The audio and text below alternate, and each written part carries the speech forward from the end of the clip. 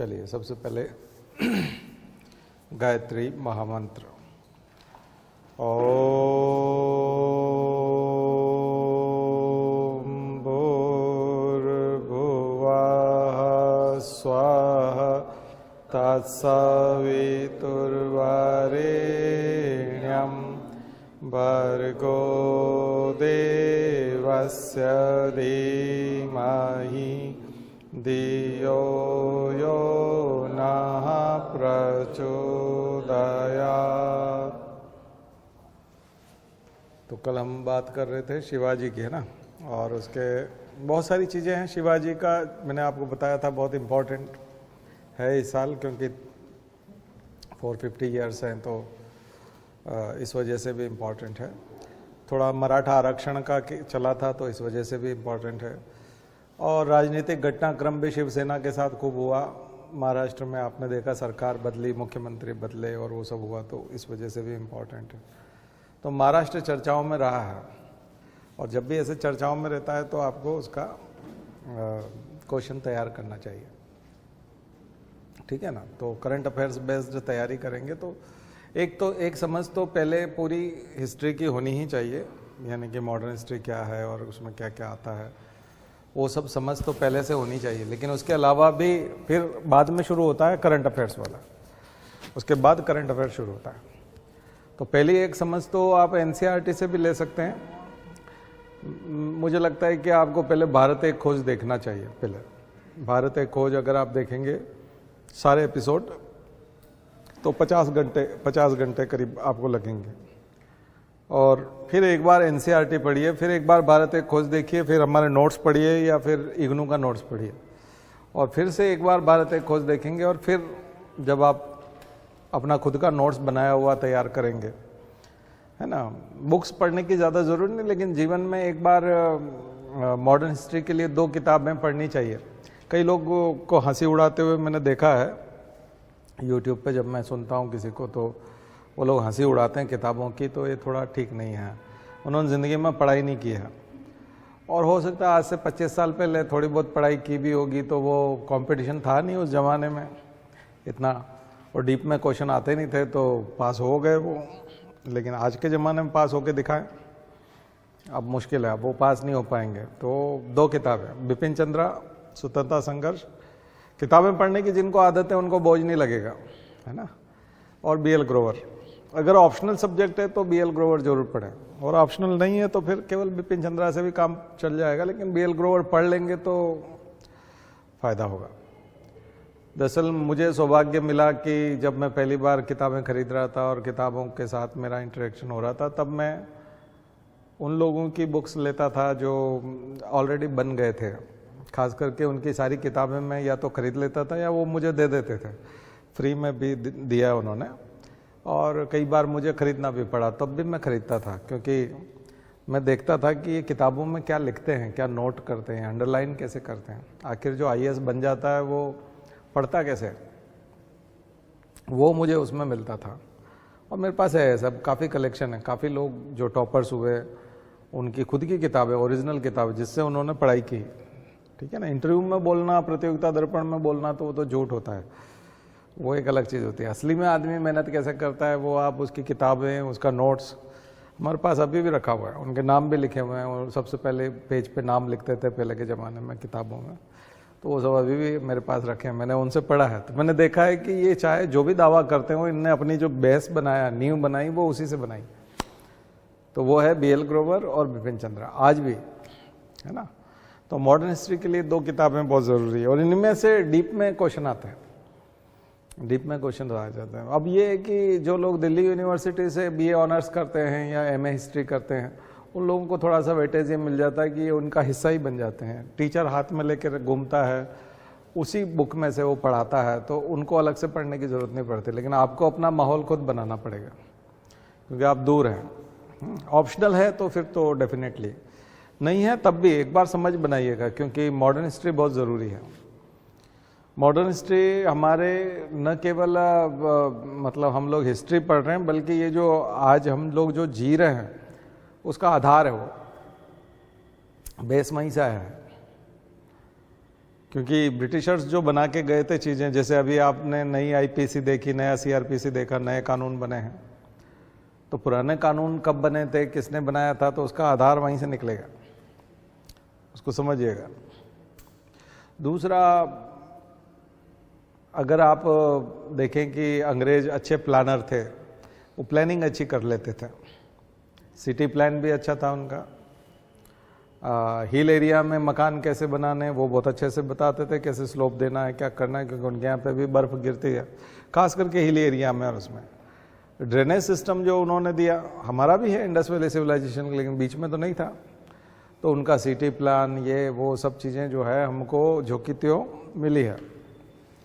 Railway, पूरा का पूरा रेलवे का इंफ्रास्ट्रक्चर मिला है, बाद में हमने पटरियाँ चेंज किए, तरीके चेंज किए, इंजन, कई तरह के इंजन, ये वो सब चीज़ें जो हमको मिली और विरासत में मिली, और फिर हमने उसको बढ़ाया।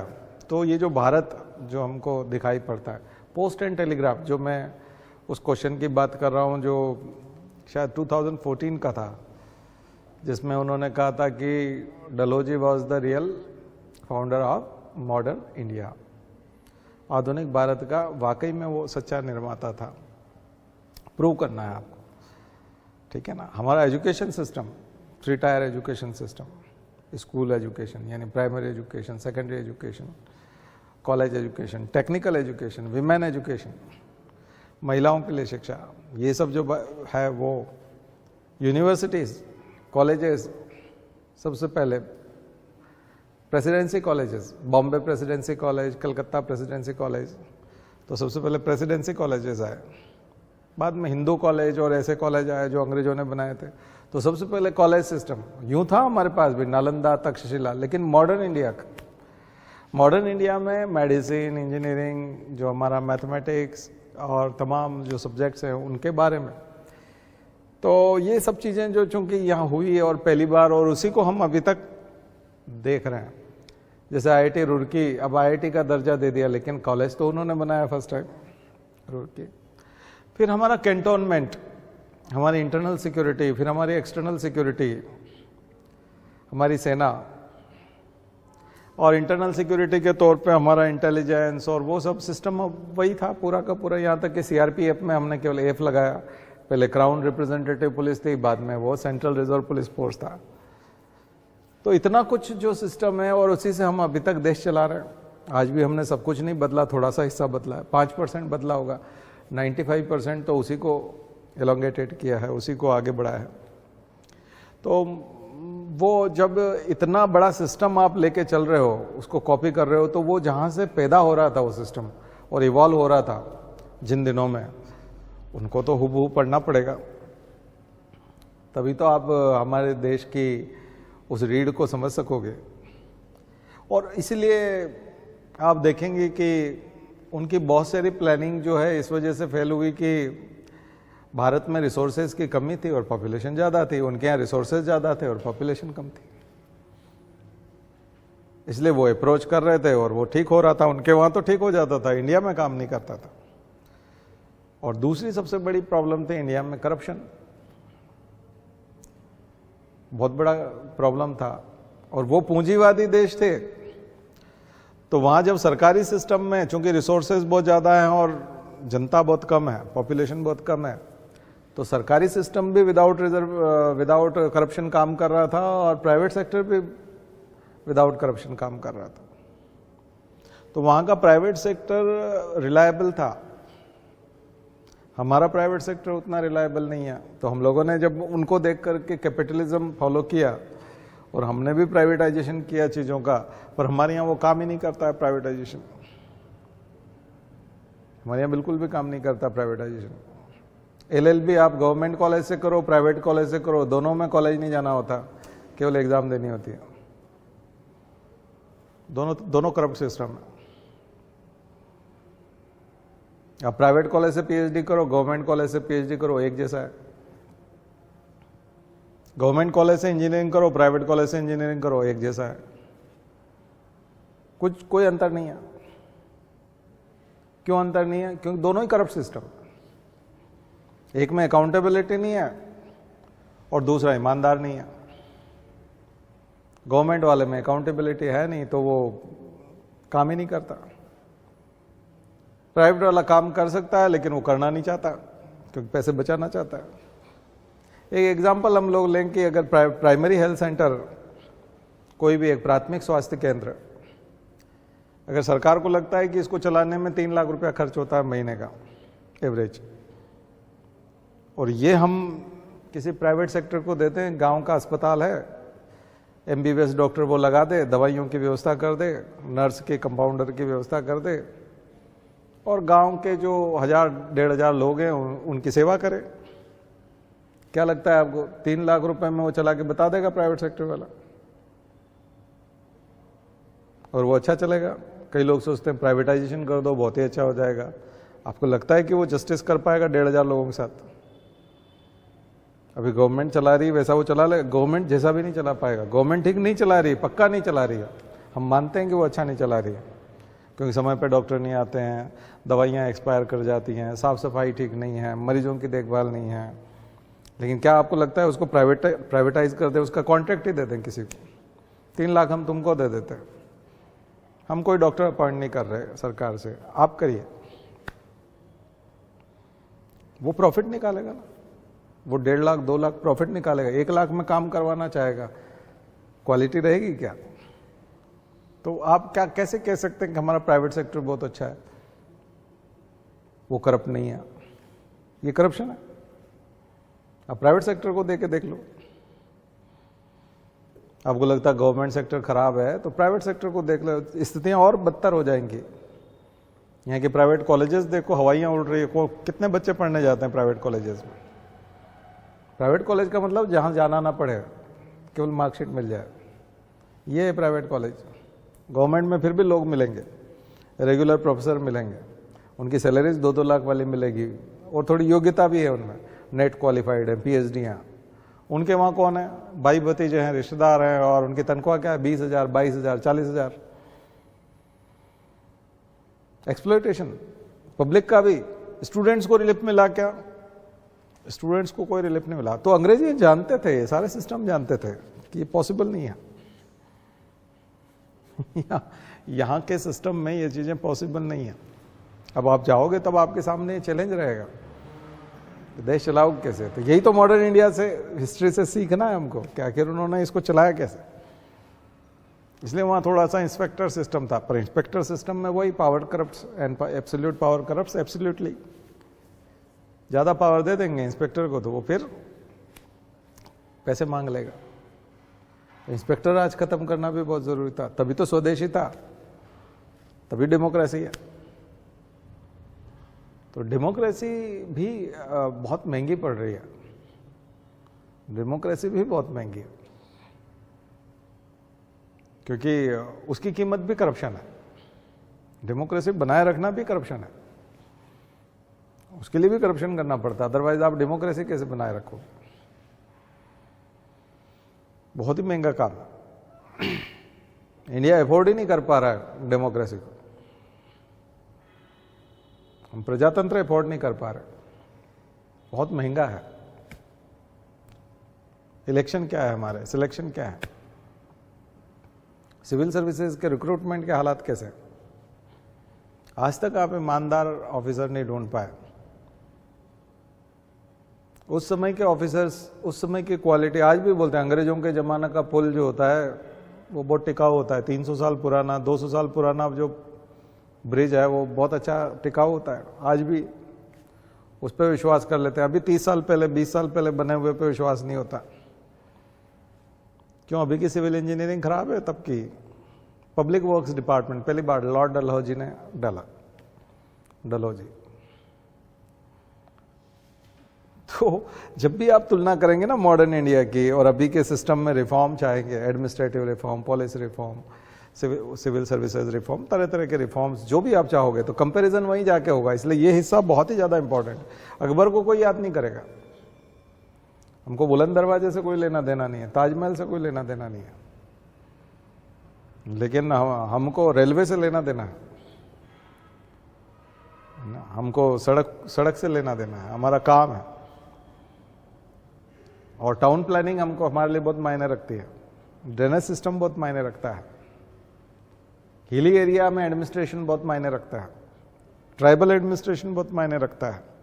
Non tribal administration trial and error करके गया, बहुत सारे रिवोल्ट हुए लेकिन हुआ ना। रेवेन्यू सिस्टम जो है पूरा अंग्रेजों ने बना के दिया, हम उसी को फॉलो करते हैं। अंग्रेजों ने भी मुगलों से लिया था इंडिया वाला तो, लेकिन अपना कुछ डाल दिया यूरोप का, हम उसी को फॉलो करते हैं। और सबसे ज़्यादा असर तो एजुकेशन पे आया, जिस एजुकेशन सिस्टम को हम अभी तक नहीं बदल पाए, नई पॉलिसी आने के बाद भी नहीं बदल पाए। अभी भी इंग्लिश मीडियम और अंग्रेजी शिक्षा पद्धति से ही काम चलता है, लॉर्ड मेकाले वाले से ही काम चलता है। तो अब आपको ये जितने भी गवर्नर जनरल के अंदर इवोल्यूशन दिखाई देगा ना इंडिया में, जितना भी विकास दिखाई देगा सब चीज़ों का, संस्थाओं का विकास, इंस्टीट्यूशंस का, ऑर्गेनाइजेशंस का, इन सब को बहुत अच्छे से पढ़ाई करनी है। तो गवर्नर जनरल पढ़ना एक एक बहुत अच्छा, और उसके साथ उस गवर्नर जनरल के समय में बंगाल में कौन है, उस गवर्नर जनरल के समय में मुंबई में कौन है, उस समय में पोर्तुगीज़ क्या कर रहे हैं, उस समय में फ्रेंच क्या कर रहे हैं, उस समय में भारत में महिलाओं की स्थिति कैसी है, उस समय के राजा कैसे हैं, उस समय में एजुकेशन में क्या हुआ, उस समय ट्रांसपोर्ट में क्या चल रहा था, एक एक गवर्नर जनरल के समय में। यानी उस समय की पूरी दुनिया समझ में आनी चाहिए। वही अभी तो दरअसल इस प्रकार के क्वेश्चन नहीं है कि केवल उधम सिंह के बारे में पूछेंगे, भगत सिंह के बारे में पूछेंगे, चंद्रशेखर आजाद के बारे में पूछेंगे, या किसी ऐसी महिला के बारे में पूछेंगे जो फ्रीडम फाइटर थी और बहुत बढ़ चढ़ करके हिस्सा ले रही थी स्वतंत्रता संघर्ष में, उसी का क्वेश्चन आएगा। अभी तो कुछ भी है, कुछ भी क्वेश्चन आता है, डलहौजी आ जाता है, कभी लॉर्ड मेयो आ जाता है, फर्स्ट सेंसस आ जाता है, कुछ भी प्रश्न आता है। तो अभी सरकार तय कर ले कि हम पैट्रियोटिक रहेंगे और एग्जाम पेपर भी पैट्रियोटिक होगा, राष्ट्रभक्ति से भरपूर होगा, और केवल इंडियन जिन्होंने अच्छा किया हम उन्हीं का क्वेश्चन पूछेंगे। जिस दिन वो वैसा कर लेंगे हम वैसा पढ़ने लग जाएंगे, आपको पढ़ाने लग जाएंगे। अभी तो क्वेश्चन पेपर में कुछ भी आता है ना, किसी भी गवर्नर जनरल के काम पूछ लेते हैं। और वो डलहौजी को बहुत महान आधुनिक भारत का निर्माता बताया तो ऐसा लगता है जैसे गांधी जी से बड़ा आदमी हो गया डलहौजी, लॉर्ड डलहौजी। और वो तो बल्कि इंदिरा गांधी के झांसी की रानी के मरने का कारण है। झांसी की रानी जो है वो हड़प नीति, डॉक्ट्रिन ऑफ लैप्स की वजह से ही तो 1857 की क्रांति हुई थी खास करके, और डलहौजी उसका कारण है। और हम उसको आधुनिक भारत का निर्माता बोल रहे हैं, और ये यूपीएससी क्वेश्चन पूछ रहा है कि वॉज रियल फाउंडर। अब ये तो मतलब आप पेट्रियोटिक पेपर तो नहीं है ना, नेशनलिज्म भी नहीं है, पेट्रियोटिज्म भी नहीं है, तो फिर ये क्या पूछ रहे हो? ओनली नॉलेज, ओनली इंफॉर्मेशन जो लिखी हुई है मॉडर्न हिस्ट्री की बुक्स में, अब इंफॉर्मेशन नहीं पूछ रहे हो। तो कुल मिलाकर के अभी सबसे पहले तो हमको इंफॉर्मेशन गैदर करनी है, इंफॉर्मेशन ज़्यादा से ज़्यादा इकट्ठी करनी है। छोटे छोटे नाम पूछे जाते हैं। रुक्माबाई जब आया था तो केस, तो वो जो क्वेश्चन था 2 साल पहले वाला, हमने कभी पढ़ा ही नहीं, क्योंकि फेमस केस है, बहुत ही फेमस केस है, और वो उनका केस लड़ती भी है, और सावित्रीबाई फुले, ज्योतिबा फुले उनसे जुड़ी भी रहती हैं, और उनका केस भी रुकती है। और वो केस का नाम ही रुक्माबाई केस है, लेकिन कभी पढ़ने में नहीं आया, ना बिपिन चंद्रा में है, ना BL ग्रोवर में है। कहीं पे भी आप PDF आपके पास है और आप सर्च करोगे, वर्ड डालोगे तो कहीं मिलेगा नहीं। बट यूपीएससी जो है उसको पूछ रहा है कि ये क्वेश्चन है, और ये आपको पता होना चाहिए, क्योंकि इंपॉर्टेंट केस है, महिलाओं से संबंधित वो केस लड़ रही है, और इंपॉर्टेंट केस है, नाम ही रुक्माबाई केस। तो अब जाके सर्च करिए। अब विकिपीडिया बहुत अच्छे से दे रहा है जब से यूपीएससी ने क्वेश्चन पूछा है, क्योंकि बहुत लोगों ने सर्च किया गूगल में, तो विकिपीडिया भी तो AI से वही चीज़ें उठाता है, ठीक है ना। वो पहले से कर रहा था ये काम, AI को हम लोग अभी यूज़ कर रहे हैं, वो पहले से कर रहा था। वो 20 साल हो गए विकिपीडिया को AI यूज़ करते करते, उसी से तो इन्फॉर्मेशन इकट्ठी करता है AI से, और वो अपना डेटा रिच करता जाता है। तो यही चीज़ जो है, ये जो मैं जो तरीका अभी आपको बता रहा हूँ, ये शॉर्टकट है।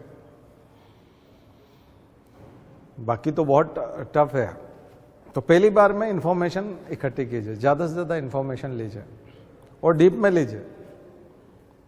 जनरली हम सुभाष चंद्र बोस को जानते हैं, सत्येंद्र नाथ बोस के समय में दिक्कत हो जाती है, तो सत्येंद्र नाथ बोस की डीप में जानकारी प्राप्त कीजिए। एक एक कैरेक्टर के बारे में कोशिश करिए, लिखें। एक और बुक है स्पेक्ट्रम की, मॉडर्न इंडिया की, काफ़ी अच्छी किताब है, छोटी सी किताब है, उसके पीछे पर्सनालिटीज़ दी हुई हैं। पहले सारी पर्सनालिटीज़ पढ़ लीजिए,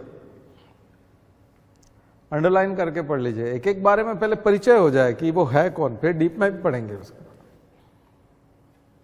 डीप में पढ़ने को बाद में आएंगे, ठीक है ना।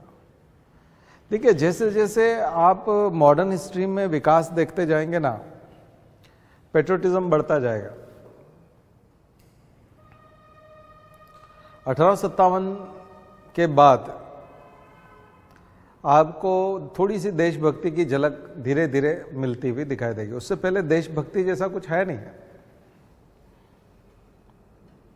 क्योंकि राष्ट्र जैसी कोई चीज नहीं है, कोई नक्शा नहीं है हमारे सामने, छोटे छोटे राज्य रियासतें हैं।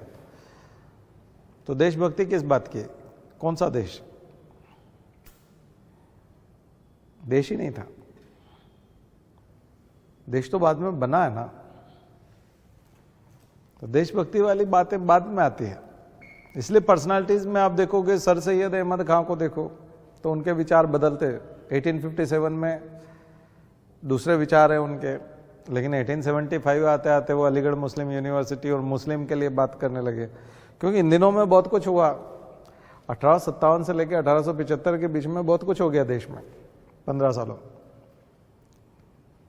15-18 सालों में इतना कुछ हुआ, इतने सारे दंगे और इतना कि वो केवल मुसलमानों की बात करने लगा। पहले वो बोलता था हिंदू और मुसलमान भारत माता की दो आंखें, सुंदर आंखें।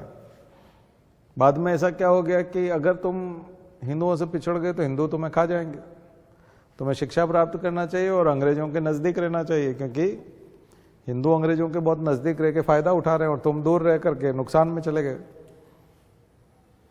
इसलिए आप 1912 के डॉक्टर अंबेडकर को देखो, 1930 के डॉक्टर अंबेडकर को देखो और 1947 के डॉक्टर अंबेडकर को देखो, चेंज आ जाएगा। ऐसे ही 1920 के गांधी को देखो, 30 के गांधी को देखो और 47 के गांधी को देखो, चेंज आ जाएगा। ऐसे ही नेहरू को देखो, 20 का नेहरू, 30 का नेहरू और 40 और 50 का नेहरू देखो, चेंज आ जाएगा। 10-10 साल के अंतर पर आपको पूरा कैरेक्टर चेंज होता। भगत सिंह को वो मौका नहीं मिला। भगत सिंह बचपन से गांधी के फैन थे,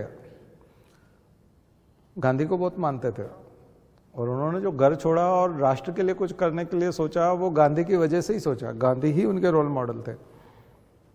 लेकिन जब उन्होंने अहिंसा का रास्ता नहीं अपनाया और क्रांतिकारी रास्ता अपनाया तो गांधी का सपोर्ट नहीं मिला। तब भगत सिंह क्या सोचते थे? डिफरेंट थे। अगर वो 10 साल और जिंदा रहते तो और डिफरेंट हो सकते थे। अगर वो 1950 तक या 1960 तक होते तो बहुत डिफरेंट हो जाते।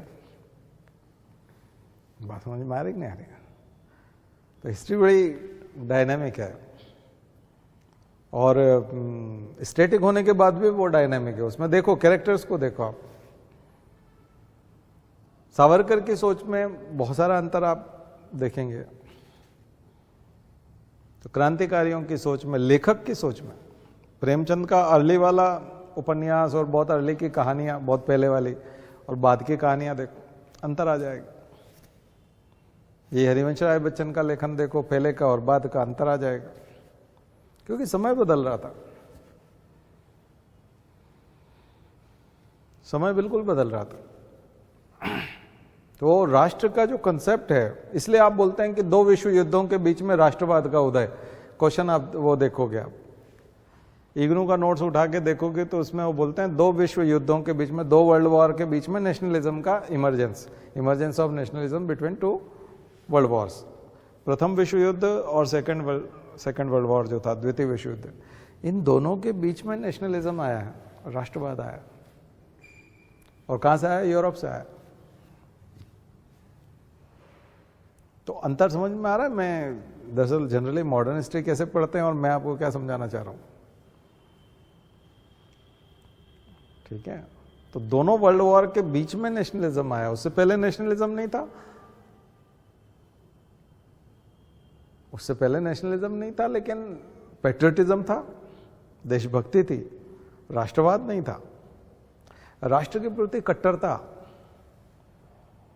तभी तो हम लोग रियायत मांग रहे थे, हेल्प मांग रहे थे अंग्रेजों से कि डोमिनियन स्टेटस दे दो, हमको हमारे कानून बनाने दो, हमको हमारे कपड़े पहनने दो,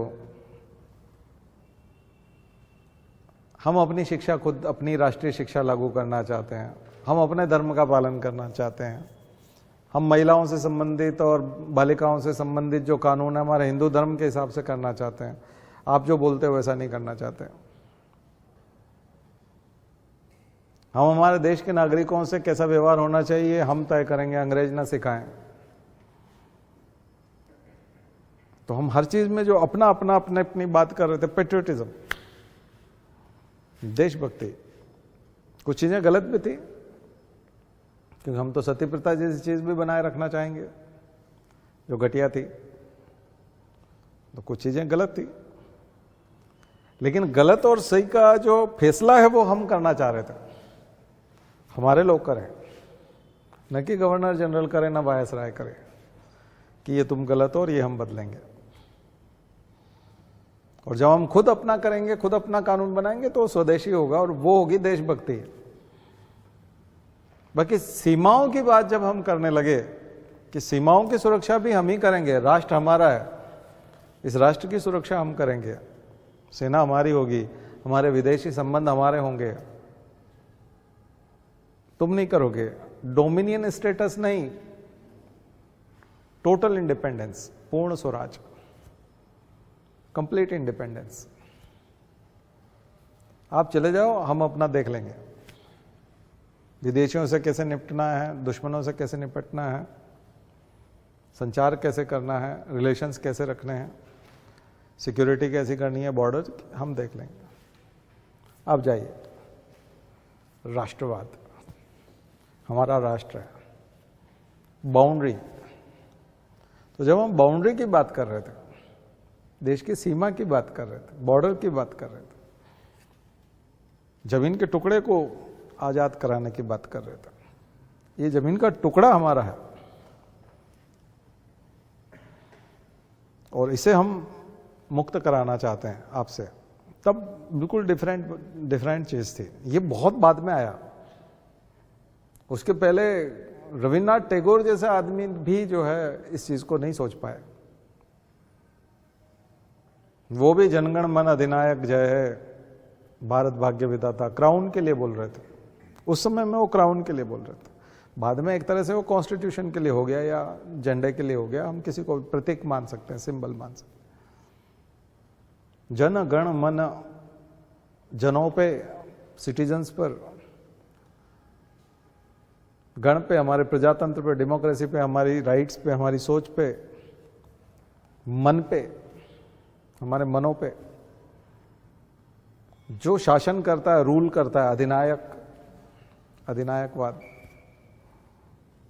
जो रूल करता है, तेरी जय हो।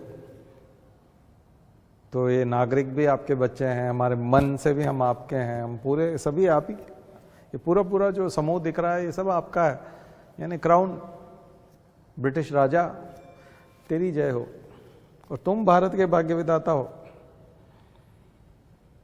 हम सबकी डेस्टिनी आपके हाथों में है,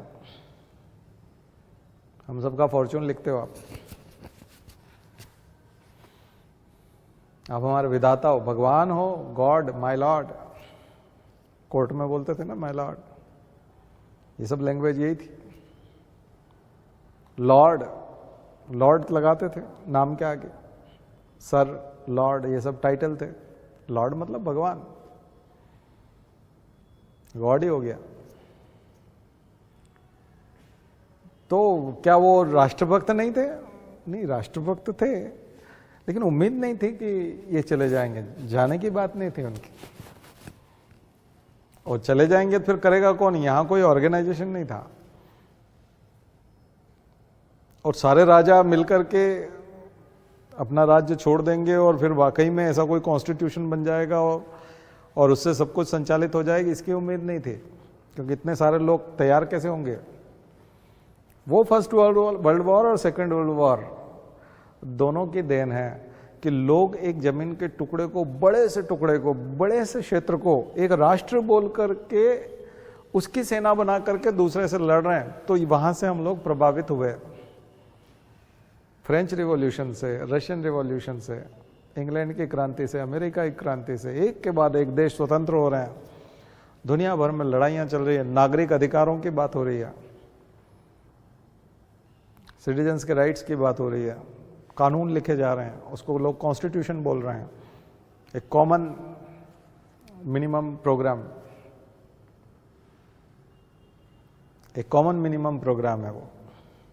मिनिमम हम इतना तो करेंगे ही, कॉन्स्टिट्यूशन, सोशल कॉन्ट्रैक्ट, सोसाइटी एक कॉन्ट्रैक्ट कर रही है कि ये कॉमन मिनिमम प्रोग्राम तो लागू करो, मिनिमम इतना तो करेंगे हम, इतना अधिकार तो दे सकते हैं, फंडामेंटल राइट्स तो दे सकते हैं, गवर्नमेंट चुनने के कुछ तरीके तो तय कर सकते हैं, कुछ इंस्टीट्यूशंस, कमीशंस वगैरह तो ये बना सकते हैं, संस्थाएं बना सकते हैं। इसलिए पॉलिटी की, वो जो पॉलिटी आप पढ़ोगे ना, पूरा एक एक संस्था का जन्म हुआ है मॉडर्न हिस्ट्री में, एक एक संस्था पैदा हुई है शिशु के रूप में, फिर वो विकसित हुई है, और अभी हम इतने अमेंडमेंट के बाद उस संस्था को उस रूप में देखते हैं। तो हमारा कॉन्स्टिट्यूशन 75 साल का है, बूढ़ा हो चुका है, बहुत जल्दी 75 साल का हो जाएगा, और उसने जिंदगी में बहुत बदलाव देखे हैं, अपने आप को बहुत ढाला है उसने, एडेप्टेशन, इवोल्यूशन, म्यूटेशन भी। इंदिरा गांधी ने तो म्यूटेशन ही कर दिया था, उसको तो म्यूटेशन कहेंगे, एडेप्टेशन नहीं, वो म्यूटेशन था। जैसे ओरिजिन ऑफ स्पीशीज है डार्विन की, जैसे origin and evolution of constitution, law, common law, किसी जाति विशेष का नहीं, महिला पुरुष का नहीं, गांव और शहर वाले का नहीं, सभी का लॉ। तो वाकई में यदि मॉडर्न हिस्ट्री का अगर आप सोचें कि आप गाय बैल पाल रहे हैं, इतना एनिमल हस्बेंड्री कर रहे हैं, चारा उगा रहे हैं, वाकई में क्या है, तो आप एक डिब्बा दिखाएंगे, ये जो घी रखा हुआ है, ये जो मक्खन है, ये सारा उसके लिए किया जा रहा है। तो जितना कुछ मॉडर्न हिस्ट्री में कुछ होता है, लास्ट में जाकर के जो क्रीम है, जो मक्खन है, घी, वो क्या है, कॉन्स्टिट्यूशन। उसके लिए सारी कवायद हुई है, जितना भी कुछ हुआ है वो उसके लिए हुआ है, वो एंड प्रोडक्ट है, वो प्रोसेसिंग है उधर, वो प्रोसेस हुआ है, ये एंड प्रोडक्ट है कॉन्स्टिट्यूशन। तो इसलिए मॉडर्न हिस्ट्री अपने आप में, जो कई लोग सोचते हैं कि हम मॉडर्न हिस्ट्री पढ़ रहे हैं तो मतलब इन इवेंट्स को पढ़ रहे हैं, इवेंट्स वो परीक्षा में इंपॉर्टेंट है जिसकी वजह से वो जो एंड प्रोडक्ट है, वो जो मक्खन तैयार हो रहा है, उसमें अगर कंट्रीब्यूशन हो रहा है तो फिर वो इवेंट बहुत इंपॉर्टेंट है। तो इंपॉर्टेंट कैसे निकालेंगे, समझ में आ गया ना, ये है। तो क्या है, वो लॉ भी है, लीगल डॉक्यूमेंट है। तो क्या वो केवल लीगल डॉक्यूमेंट है? नहीं, उसमें एक अरेंजमेंट है, उसमें व्यवस्था है, उसमें एक अरेंजमेंट भी है, कंट्री को अरेंज कैसे करेंगे, उसमें एक डिसिप्लिन भी है, उसमें कोड ऑफ कंडक्ट भी है, उसमें डिस्ट्रीब्यूशन भी है, उसमें पावर डेलीगेशन भी है, उसमें नेशनल इंटीग्रेशन भी है, उसमें इमोशंस भी हैं, उसमें सिक्योरिटी भी है, और उसमें जस्टिस भी है। सबसे बड़ी चीज है उसमें जस्टिस है। और सबसे बड़ी बात है कि ये सभी को एक्सेप्ट है, सभी ने एक्सेप्ट किया है कि ये सब हम मिलजुल के बिना किसी छीना झपटी के, जैसे कई बार कोई कुछ लेके आया प्रसाद, चलो भाई अच्छा चलो खड़े हैं 30-40 लोग, चलो सब लाइन में लग जाओ भाई एक बार, फिर ये सब बांटना शुरू करेंगे, एक एक करके लेते हुए इधर से निकल जाएंगे। कोई महाराज आए हुए हैं उनके दर्शन करना है तो एकदम से जो कोई भी व्यवस्थापक आएगा सब पहले लाइन में लग जाते हैं, सब 2-2 फूल ले लो हाथ में, महाराज जी से मिलेंगे, सब लोग इधर निकल जाएंगे, इस दरवाजे से घुसेंगे उधर से निकल जाएंगे, कोई गड़बड़ नहीं करेगा। सब बोले हाँ हाँ ऐसा करते हैं, चलिए चलिए, यही कॉन्स्टिट्यूशन है, यही कॉन्स्टिट्यूंट असेंबली में हुआ है, सबने मिलकर तय किया है। तो अभी जब हम पॉलिटिक्स की शुरुआत करेंगे तब ये नहीं करेंगे, ये यहीं कर रहे हैं हम मॉडर्न इंडिया के साथ में। तो इसलिए कल भी मैंने जो लेक्चर दिया था थोड़ा सा फिलोसॉफिकल था, आज भी मैं सोच रहा हूँ कि चीज़ें मैं आपको बताना शुरू करूँ उससे पहले थोड़ी उसकी फिलॉसफी को समझें कि ये चैप्टर, ये जो पढ़ रहे हैं हम हिस्सा, वो इम्पोर्टेंट क्यों है। मेरे बहुत सारे लेक्चर आप पहले भी देखेंगे, उनमें भी है, लेकिन ये फ्लेवर अलग है, ये जो मैं बता रहा हूँ ये डिफरेंट है, ये अलग तरह की बात है। इसलिए कई लोग कहते हैं कि बहुत पहले ये सब कंसेप्ट नहीं थे भारत माता के और ये, तो ये गलतफहमी है। केसरिया रंग हिंदुओं का रंग है, आप देखेंगे तो केसरिया रंग शुरू में क्रांतिकारियों का रंग था, बासंती चोला, मेरा रंग दे बसंती चोला। अभी वो हिंदुत्व से जुड़ा हुआ है और राम मंदिर वाले माहौल में ऐसा लगता है कि हिंदुओं का रंग है। देखा जाए तो वो भारत का रंग था, मेरा रंग दे बसंती चोला। तो बसंती चोला तो फिर आप कहोगे ये तो फिर आप संप्रदायीकरण कर रहे हो, कम्युनलाइजेशन कर रहे हो, तो ये तो कम्युनल चीज हो गई, आप केवल हिंदुओं की बात कर रहे हो। अरे भाई शहीद जितने भी हुए थे वो केसरिया बाना पहनते थे,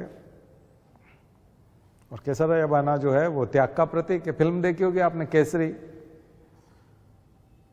तेरी मिट्टी के लिए ये कर दें वो कर दें, कितनी सारी भावना है उसमें गाने में।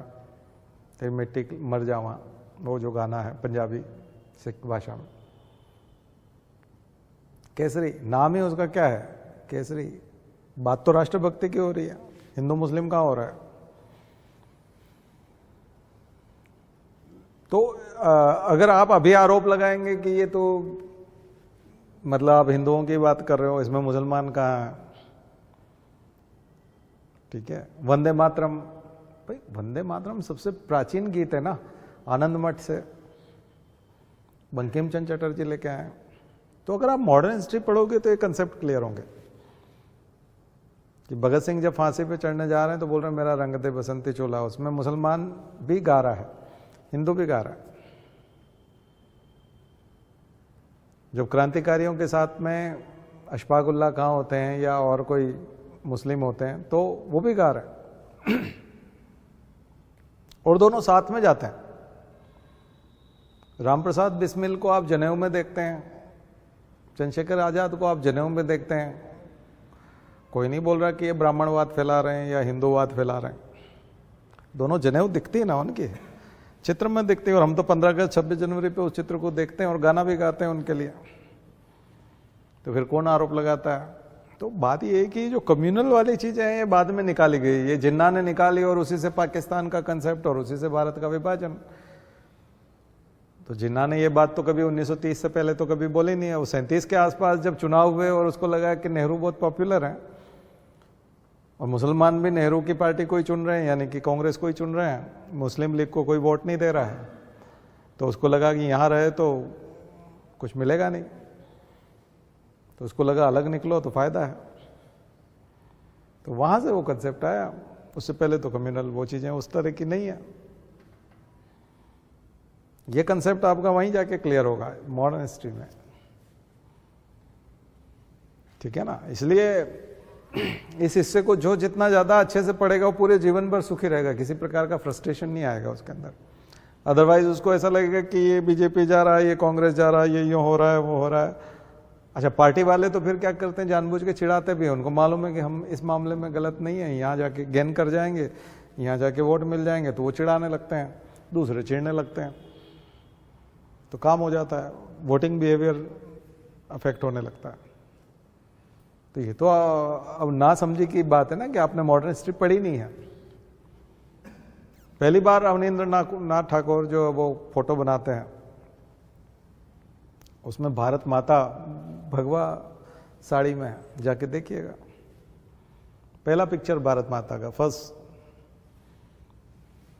जो फोटोग्राफ बनाया उन्होंने, पेंटिंग की है भारत माता।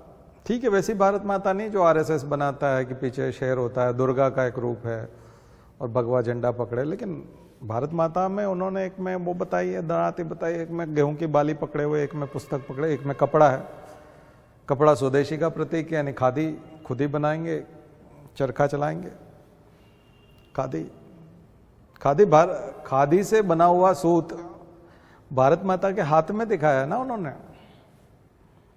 कि भारत माता ताकतवर कब बनेगी, जब हम अपना खाना खुद उगा पाएंगे, जब हमारा देश हमारी भाषा में, लोकल भाषा में, मातृभाषा में पढ़ाई करेगा, अंग्रेजी शिक्षा में नहीं, राष्ट्रीय शिक्षा, नेशनल एजुकेशन। और जब हम कल कारखाने चला लेंगे, हमारे खुद की फैक्ट्री चला लेंगे, हमारा खुद का अनाज उगा लेंगे, हमारा खुद का कपड़ा हम बनाया हुआ पहनेंगे, उसे वो भारत माता कहते हैं। तो आप जाके वो फोटोग्राफ देखिए तो ऐसा लगेगा कि तो हिंदू कोई देवी है, हिंदू महिला है, क्योंकि भगवा वस्त्र पहनाए हुए हैं।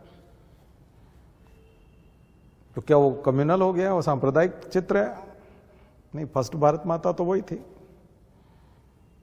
उसी भारत माता की वंदना कर रहे हैं ना, कि वंदे मातरम सुजलाम सुफलाम मलयज शीतलाम, तो वो हिंदुत्व लगने लगता है। तो दरअसल ये क्या है, ये प्रॉब्लम है, हमने समय के साथ विकसित होते हुए उसके ओरिजिन एंड इवोल्यूशन को ठीक से पकड़ा नहीं, साहित्य को ठीक से विकसित होते हुए पकड़ा नहीं, इसलिए साहित्य कम्युनल हो गया हमारे हिसाब से, क्योंकि वो पैट्रियोटिक था। ठीक है ना। बस ये है कि कम्युनिस्ट राइटर्स ने किसी समय में आकर के उसको बुनाया और कांग्रेस ने उन्हें रोका नहीं, और वो सब एनसीईआरटी में आया और कई जगह पर इस प्रकार का लेखन हो गया कि उसमें ऐसी बात करने वाला ही सांप्रदायिक हो गया, और सेक्युलर के नाम पे ये हो गया कि बहुत ज़्यादा लिबरल रहने की ज़रूरत है, यानी सहन करने की ज़रूरत है, टॉलरेंस की ज़रूरत है, जबकि शुरुआत से वैसे ही था। शुरुआत से वैसे ही था, कांग्रेस की शुरुआत से ही वैसे ही था, कांग्रेस के मंच से होता था। और सबसे ज़्यादा सेक्युलर महात्मा गांधी को माना जाता है, और उसकी समाधि पे हेराम लिखा हुआ है, राम का नाम लिखा हुआ है। कहते हैं कि अंतिम शब्द भी यही थे, राम। तो अब राम कम्युनल कैसे हो गए? राष्ट्रपिता यानी राष्ट्र में जितने लोग हैं उन सब के एक तरह से फादर। तो फिर उनको तो, पर गांधी को तो कोई भी नहीं ठहराता, बल्कि वो तो मुसलमान से भी बोलते हैं, रघुपति राघव राजा राम गाओ। उसकी सभा में बैठ के वो गाता था, ईश्वर अल्लाह तेरो नाम सब पता नहीं, हिंदू से रटवा देता था कि ईश्वर और अल्लाह दोनों एक ही नाम है, बोलो। मुसलमान को बोलता था तुम बोलो रघुपति राघव राजा राम। समाधि पे लिख दिया, अंतिम शब्द भी ये, और पूरी जिंदगी वैष्णव जन तेने कही है। विष्णु के आदमी, वैष्णव जन। तो जब, इसलिए ये थोड़ा सा मैं जो आपको बात बता रहा हूँ, ये तमाम प्रकार के आप टीवी पे डिबेट, ये वो एनडीटीवी, इधर जाओगे उधर जाओगे, तरह तरह से फंसाया है। केवल और केवल ओरिजिन एंड इवोल्यूशन देख लो मॉडर्न हिस्ट्री का, आपको चीजें क्लियर हो जाएंगी कि कुछ भी कम्युनल नहीं है। यही सेक्युलरिज्म है, यही एसिमिलेशन, यही इंटीग्रेशन है, और यही इंडिया है, आइडिया ऑफ इंडिया। यही तो है भारत का विचार, अलग नहीं है। तभी हमारे गुरुजी तो गायत्री परिवार चलाते थे, हवन करते थे, आर्य समाज में थे, और स्वतंत्रता संघर्ष में भाग लेते थे। कुछ समझ के आर्य समाज के मंदिर और तमाम मंदिर दूसरे जो थे वो क्रांतिकारियों के रुकने के ठिकाने थे, मंदिरों में वो रुका करते थे। साधुओं के वेश में बहुत सारे विद्रोह हुए हैं, सन्यासी विद्रोह का तो नाम ही सन्यासी विद्रोह है। नील विद्रोह से लेके तमाम प्रकार के, आपने मूवी देखी ट्रिपल आर मूवी में देखा होगा, अंत में वो भगवान राम का स्वरूप धारण करके आते हैं ना, अलूरी सीताराम राजू। इस साल इंपॉर्टेंट है वो, 100 साल है, क्योंकि वो 1923 था, ये 2023, 100 ईयर अलूरी सीताराम राजू। उसी के ऊपर ट्रिपल आर। तो ऐसा लगेगा कि तो धार्मिक मूवी है, जबकि वो राष्ट्रीय फिल्म है, एक तरह की राष्ट्रीय फिल्म। इसलिए आप मूवी देखो, मनोज कुमार की कोई सी भी मूवी देखो, उसमें भारत माता, केसरिया, उपकार मूवी आपने देखी हो तो उसमें पूरे जो गाने चलते हैं उसमें जगह जगह पर भगवान मिलेंगे। सबसे बड़ी बात तो ये है कि ये जो चीज़ है इंडिया, जो पूरा हम लोग जिस तरह से विकसित हुए हैं और जो हमारे यहाँ आइडिया निकले हैं, जितनी भी चीज़ें हुई है, ये अभी से नहीं है, ये बहुत पहले से, बहुत पहले से। और इससे न कभी पारसियों को दिक्कत आई, न टाटा को यहाँ उद्योग लगाने में दिक्कत आई, जबकि वो पारसी थे। मुसलमानों को तो बिल्कुल भी दिक्कत नहीं आई, क्योंकि मुगल काल का रूपांतरण हुआ था और अंग्रेजों ने उन्हें अवसर दिए। उतने नहीं मिले तो शिक्षा का कारण था, क्योंकि उन्होंने अपनी ऑर्थोडॉक्स शिक्षा, जो रूढ़िवादी शिक्षा थी, उसको छोड़ा नहीं था, स्टीरियोटाइप्ड बिहेवियर को छोड़ा नहीं था। हिंदू मेटामॉर्फोसिस कर गए, उन्होंने नहीं किया, तो वो नुकसान में रहे। यही चीज सर सैयद अहमद खां चाहते थे, इसलिए उन्होंने एंग्लो मोमेडन कॉलेज बोला। वो ये भी बोल सकते थे Urdu Mohammedan college, Arabic Mohammedan college, Anglo Oriental college, Anglo Mohammedan college, Aligarh Muslim University था, एंग्लो, अंग्रेजी। दयानंद सरस्वती भी सीधे आए तो उन्होंने Dayanand Anglo Vedic school, DAV schools, DAV colleges, Dayanand Anglo, सबने इंग्लिश पे जोर दिया, क्योंकि वो साइंस को लेना चाहते थे, टेक्निकल एजुकेशन को लेना चाहते थे। मैं जो चीज़ बता रहा हूँ इससे आपका इंटरेस्ट जगेगा। ये जो आज का लेक्चर आप यूट्यूब पे फिर से सुनिएगा, आपको लगेगा कि मॉडर्न हिस्ट्री क्यों पढ़नी चाहिए और कितनी पढ़नी चाहिए और किस डायरेक्शन में पढ़नी चाहिए। ठीक है, वो तो मैं अगर आपको ये कहूँ कि इस सन में इन्होंने यहाँ बम फोड़ा और उनको पकड़ लिया, उस दिन फांसी दे दी इस तारीख को, ये तो कोई मॉडर्न हिस्ट्री पढ़ाने का तरीका नहीं हुआ। वो तो बोरिंग ही तरीका, वो तो आपके पास बुक में भी लिखा हुआ, वो तो आप भी पढ़ लेंगे, लेकिन उसको क्यों पढ़ना चाहिए और कौन सा इंपॉर्टेंट निकालना भी तो आना चाहिए। तो ये सबके विचारों का विकास हुआ है जो जितना पढ़ता गया। और सबसे बड़ी बात है कि भारत का जो आधुनिक भारत का इतिहास है वो आइसोलेटेड नहीं है। दुनिया में, पूरी दुनिया में जो कुछ भी हो रहा था उसका सीधा असर हमारे ऊपर हो रहा था।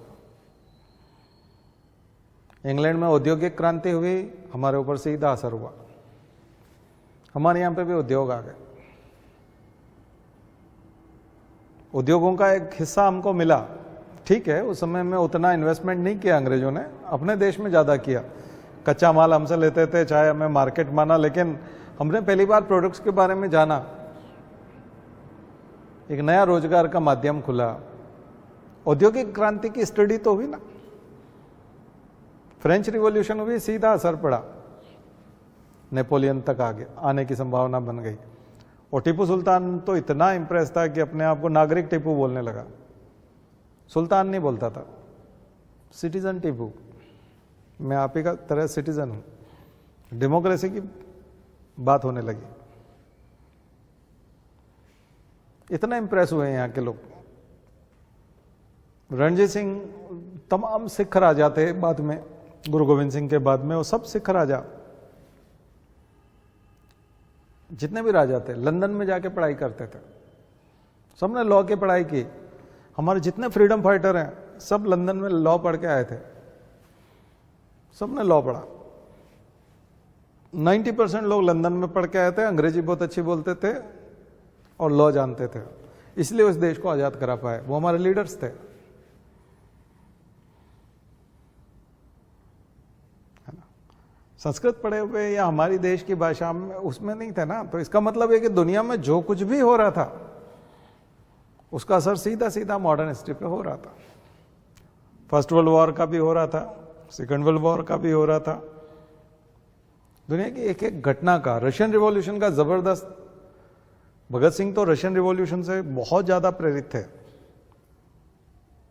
लुईस पाश्चर की बात हो तो पाश्चराइजेशन, न्यूटन की बात करें तो, मेंडल की बात करें तो, डार्विन की बात करें तो, इस देश के लोग साइंस को भी पढ़ रहे थे। हमारे एजुकेशनल इंस्टीट्यूशंस में वो सीधी चीज़ें आ रही थी, कारखाने आ रहे थे, आवागमन के साधन आ रहे थे। और सबसे बड़ी बात है 1853 रेलवे, वहाँ रेलवे आया, हमारे यहाँ रेलवे आ गया, रेलवे आ गया इतनी जल्दी, पोस्ट एंड टेलीग्राफ आ गया।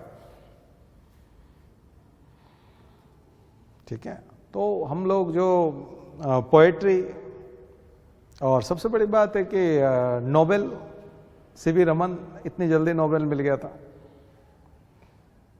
जगदीशन बोस,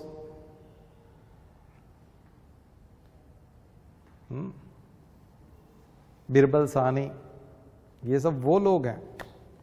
एमएन राय, एंथ्रोपोलॉजिस्ट, सब्जेक्ट्स आ रहे थे। 1921 में सागर में, इंडिया में फर्स्ट टाइम सागर में, मध्य प्रदेश में 1921 में सोशियोलॉजी एज ए सब्जेक्ट पढ़ाने लगे, एज ए सब्जेक्ट सोशियोलॉजी सागर में फर्स्ट टाइम। अभी 100 साल मनाए थे उसके, शायद 1918 में जब भी बना था वो, तो 2018 में, मुझे एग्जैक्ट ईयर याद नहीं, आप देखिएगा। लेकिन मध्य प्रदेश सोशियोलॉजी का जन्म मुंबई में नहीं, कोलकाता। एंथ्रोपोलॉजी का जन्म 1921 में, man in India news magazine शुरू हो गई, एंथ्रोपोलॉजी की मैगजीन। एंथ्रोपोलॉजी बिल्कुल न्यू सब्जेक्ट। यूपीएससी ने अभी लिया 91 में, एमपीपीएससी ने 91 में लिया उसको as a subject, optional subject में। लेकिन इंडिया में 1921 में यूनिवर्सिटी में आ गया, और उसकी मैगजीन भी आ गई, और एंथ्रोपोलॉजिकल सर्वे ऑफ इंडिया भी आ गया। यही तो इम्पैक्ट था ना, कि वहां की यूनिवर्सिटीज में जो सब्जेक्ट तैयार हुआ वो यहां एज ए सब्जेक्ट आ गया। वहां अगर विद्वान तैयार हो रहे हैं, वहां पर अगर शुरू हुआ रॉयल सोसाइटी ऑफ लंदन, तो हमारे यहां हो गया Asiatic Society of Bengal, William Jones. अब क्या है, आप कहेंगे कि ये तो सारी आप बातें वो बता रहे हैं कि हम तो नकल ही किए जा रहे हैं, सब वहीं से आ रहा है। तो हाँ, यहां से वहां नहीं गया ना, मॉडर्न हिस्ट्री में यही तो है कि यहां से वहां नहीं गया, बहुत पहले जा चुका है। हमारे वेद बहुत पहले चले गए, हमारी कॉपी बहुत पहले हो गई, वो हो गई गुप्ताज में हो गई, मौर्याज में हो गई, ग्रीक लोगों ने कर दी थी, रोमन ने कर दी थी, उनने कर दी थी, कॉपी कर दी थी। कुछ हमने उनसे लिया था, कुछ उनने हमसे लिया था। मेगासनीज आया था तो अकेले इंडिका हमको थोड़ी दे गया, वो कुछ ले भी तो गया। इंडिका लिखी है तो वहां के लोगों ने भी तो इंडिका पढ़ी होगी, हमने ही थोड़ी पढ़ी। फाइयान और वेनसोंग चीन कितनी चीजें ले गए होंगे, ज्ञान ले गए ना। यहाँ की सारी डिटेल्स लिख करके वहां के लोगों को बताई ना उसने, चाइना के लोगों को। तो गया है ज्ञान, पर बहुत पहले गया है। मॉडर्न हिस्ट्री में तो आया है, उधर से ज्यादा है। ढांचा, गोथिक, आर्ट एंड कल्चर में हम बता रहे थे, गोथिक कल्चर, बिल्डिंग बनाने की कला, इमारतें। हम ईट्स, किड्स, शेक्सपियर, ये वो सब पढ़ने लगे। बच्चे जो पोएम है, आज बताओ आपके घरों में कहीं छोटे बच्चे हों तो वो कौन से पोएम सुनाते हैं? हिंदी के सुनाते हैं, चंदा मामा सुनाते हैं, या जिंगल बेल, या ये लिटिल स्टार और ये सब सुनाते हैं? इंग्लिश वाले सुनाते हैं ना। हिंदी स्कूल वाले भी इंग्लिश वाले सुनाते हैं। कमाल की चीज तो ये है कि जो सरकारी स्कूल है और हिंदी स्कूल है, उसमें पोएम इंग्लिश ही सुनाएगा वो बच्चा। हमारे टाइम पे हम लोग जो तब पढ़ते थे, आज से 40 साल 45 साल पहले जब प्राइमरी स्कूल में थे, तो हमारी हिंदी में पोएम होते थे, हम इंग्लिश पोएम जानते ही नहीं थे। जॉन, मैरी, ये सब हम 6th क्लास में सुनते थे। ये नाम ही बहुत बाद में सुनते थे। ABCD first time 6th class में शुरू होता था हमारे टाइम पे, फर्स्ट में नहीं होता था। और ये LKG UKG नहीं होता, सीधा फर्स्ट होता था। और अच्छे खासे बच्चे बड़े होकर के 6, 7 साल, 8 साल के बच्चे फिर पहली बार स्कूल जाते थे, वो भी पिटाई खाने के बाद बहुत मुश्किल से स्कूल जाते थे। ऐसे थोड़ी 2.5-3 साल का बच्चा, उसको तो पता ही नहीं मना भी करना है, उसका तो फंडामेंटल राइट से चला गया उससे पहले तो स्कूल का आदत हो जाती है उसको। यहाँ 7-8 साल वाले को समझ में आ जाती है कि वहाँ जाना नहीं है, पहले फंडामेंटल राइट्स जाग जाते हैं उसके बाद फिर आप उसको स्कूल भेजते हो तो इतना रेजिस्टेंस आता है कि वो बहुत मुश्किल है उसको स्कूल भेजना, ठीक है ना। तो अभी तो पूरा वही हो गया।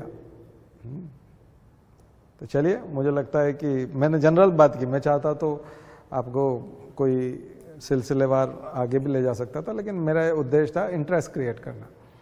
पहले हम मॉडर्न हिस्ट्री में इंटरेस्ट, क्योंकि ये जितना अच्छा होगा उतना अच्छा आप एडमिनिस्ट्रेटर बन पाएंगे। आपको गुस्सा नहीं आएगा, आपको लगेगा कि ये इसकी ज़रूरत है, ये इसको पता नहीं है, बेचारे के साथ इतने सालों से ऐसा हुआ है, इसने भी देखा नहीं, ये गांव का है, ये वहाँ का है, ये इस तरह का है, ये यूँ है, ये सब आप समझ पाएंगे, तब उसके साथ आप जस्टिस कर पाएंगे। अदरवाइज आप फ्रस्ट्रेट होंगे, या तो दुखी होंगे, या फिर उसके ऊपर गुस्सा होंगे, उसको दुखी करेंगे। तो ना तो आपको दुखी होना है, ना उसे दुखी करना है, बल्कि उसकी प्रॉब्लम सॉल्व करना है। और प्रॉब्लम सॉल्व करने के लिए, प्रॉब्लम के अंडरस्टैंडिंग के लिए सारा देश काल परिस्थिति समझ में आना ज़रूरी है। ठीक है, चलिए शांति पाठ। ओम द्यौ शांति अंतरिक्षं शांति पृथ्वी शांतिरापः शांतिरौषधयः शांति वनस्पतयः शांतिर्विश्वे देवा शांतिर्ब्रह्म शांति सर्वगं शांति शांतिरेव शांति सामा शांतिरेधि।